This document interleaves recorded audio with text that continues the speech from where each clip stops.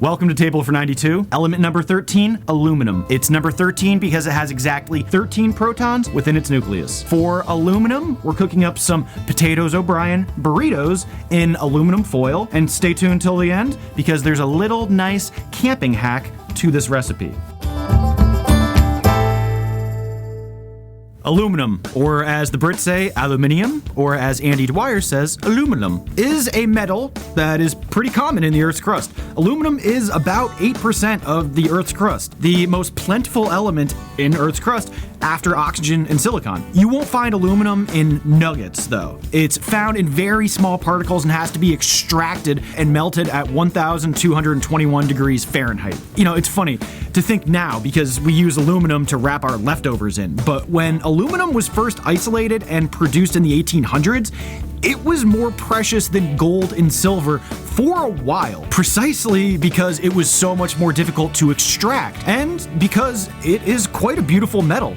It has the color of silver, the toughness of iron, it's as easily melted as copper, and it's as light as glass. The Emperor Napoleon III of France used aluminum silverware during fancy state dinners for only the most important guests. The less important guests would only get gold, and I suppose the most undesirable guests would only get so-so silver. The US actually put a 6-pound hunk of aluminum on the Capitol building in 1884 to show off how up and coming we were. All right, so for the Potato O'Brien burritos, this recipe is from my best friend Wes, my heterosexual life mate. He is extremely, exhaustingly Irish American.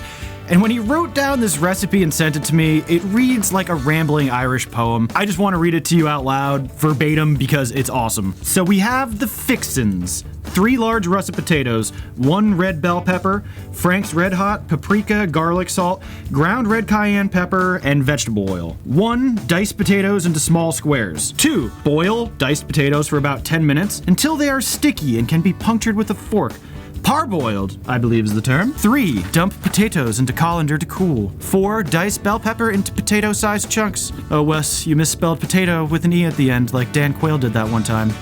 It's cool. Wes is an optometrist. He doesn't need to know these things. 5. Heat a goodly amount of oil in a skillet over medium-high heat. Lightly fry potatoes and peppers, 7 to 10 minutes aside. While doing this, add fixins to taste, and once potatoes are lightly fried, put on low heat and let cool and soften until no longer firm. I don't know. 20 minutes. Mentions of aluminum go back a long time, from ancient Rome and ancient China. There is actually a legend associated to the Roman historian Pliny the Elder about an alchemist that presented a small amount of aluminum to the Emperor Tiberius, who was afraid that the new metal would devalue their gold and silver currency, so he had the alchemist beheaded and his workshop destroyed. It's probably not a true story, but you know, fun anyway. The story in aluminum really starts in the 1800s, where for 60 years, scientists strived to unlock aluminum from its sources. It's just that aluminum has such a strong bond to its ores. Like, iron comes out pretty easily out of its ores, you just need carbon and heat. Aluminum is a lot more difficult. Many scientists tried and failed. Even Humphrey Davy, who discovered like 7 other elements, couldn't figure it out. It would be the Danish chemist Hans Christian Ørsted who, by combining aluminum chloride with a potassium metal, produced little bits of not even totally pure aluminum. And it cost about $60 an ounce to do that. Gold at that time sold for $25 an ounce. And now, as of this filming, gold is selling at $1,850 an ounce. Mostly aluminum comes from the mineral bauxite, which is about 40% aluminum oxide, but that has to be refined to over 99% purity to be used in industry. And while aluminum had quite luxurious early uses, it's in everything today exactly because it is, nowadays easy to extract.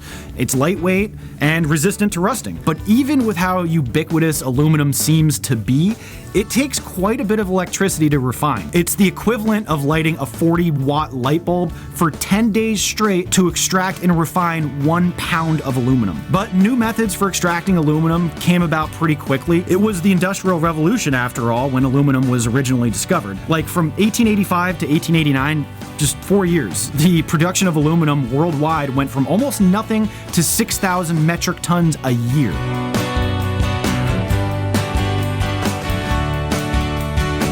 This is a great little camping hack. You make these burritos, wrap them in aluminum foil, freeze them. These act like your ice cubes, and then just throw these in the campfire, let them warm up. Thanks for watching. See you next time.